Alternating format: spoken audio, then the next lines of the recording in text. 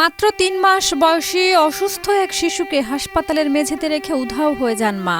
জন্মদাত্রী মায়ের এমন অমানবিক ঘটনায় হাসপাতাল জুড়ে সৃষ্টি হয়েছে চাঞ্চল্য। একটা মহিলা এখানে আসছিল, বাচ্চাটা এখানে রাইখা বলতেছে আমি একটু বাইরে থেকে আসি, বাচ্চাটা একটু দেখেন, এটা বলে চলে গেছে। অসুস্থ সন্তানকে সুস্থ করতে এনে ঠান্ডা মেঝেতে ফেলে যাওয়া এক মায়ের জন্য ছিছি পড়ে গেছে পুরো হাসপাতালে। আসলে দিয়ে রেখে গেছে, ওরা আমার ফোন দিছে, আমি বলছি যে দেখে রাখো। ফুল বাথরুম টাথরুম ওয়াশরুম দেখছে, দেখার পরও দেখে নেই, ওই মহিলাকে দেখে নেই। এখন আবার বাচ্চারা আবার খাওয়াইতেছি আমরা। কেউ শিশুটিকে কোলে তুলে নেন, কেউ প্রয়োজনীয় ওষুধ দেন, কেউ আবার মায়ের মতো আদর দিয়ে ছুটে আসেন। এভাবে শিশুটির প্রতি মানবিকতার হাত বাড়িয়ে দেন অন্যান্য রোগীর স্বজন ও সেবিকারা। বাচ্চার খিচুড়ি হচ্ছে, কনভার্সন হওয়ার পরে বাচ্চাটাকে আমরা আমাদের লোকের মাধ্যমে নিচে পাঠাই ডাক্তারের কাছে। ডাক্তার হচ্ছে ট্রিটমেন্ট লিখে দিলে তো ওদের ধারা ওষুধ আনাইয়ে আমরা বাচ্চাটাকে ট্রিটমেন্ট দেই। এখন আমরা ওটা যে অবস্থায় পাচ্ছি, এখন আমরা প্রাথমিকভাবে আমাদের সরকারি পক্ষ থেকে আমরা সব ধরনের ফ্যাসিলিটি ওকে দিব।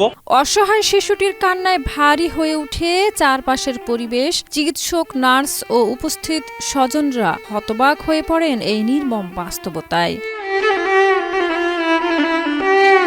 গত ৮ মে শুক্রবার বিকেলের দিকে হঠাৎ ভোলার চরফ্যাশন উপজেলা স্বাস্থ্য কমপ্লেক্সের এই ঘটনায় মা ও মাতৃত্ব নিয়ে প্রশ্ন তুলেছেন অনেকেই।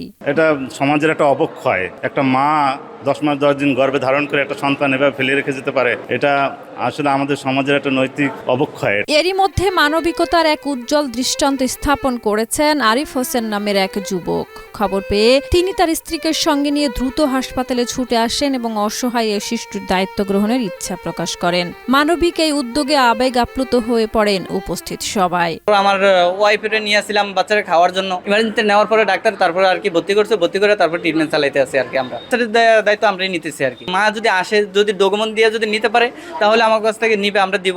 আর যদি না নিতে পারে তাহলে দায়িত্ব আমরা নিব আর কি। তবে এখনো শিশুটির প্রকৃত পরিবার কিংবা মায়ের কোনো খোঁজ মেলেনি। প্রশ্ন রয়ে গেছে, কোন পরিস্থিতিতে একজন মা এমন কঠিন সিদ্ধান্ত নিতে বাধ্য হলো? আর সেই প্রশ্নের উত্তর খুঁজছে এখন পুরো চরফ্যাশন। আমাদের মনে এখন 2-3টা প্রশ্নের জায়গা দিছে যে বাচ্চাটা কি কেউ ফালায় রেখে চলে গেছে নাকি বাচ্চার মাকে অপহরণ করছে। এই বিষয়টা যারা উদ্যত কর্মকর্তা আছে তাদের বিষয়ে এই জিনিসটা জানানো হয়। বর্তমানে শিশুটির প্রয়োজনীয় চিকিৎসা ও সেবা নিয়মিত চলছে। শিশুটির শারীরিক অবস্থা স্থিতিশীল হলে পরবর্তী করণীয় বিষয়ে সিদ্ধান্ত নেওয়া হবে বলে জানান চরফ্যাশন উপজেলা নির্বাহী কর্মকর্তা রুমান আফরোজ।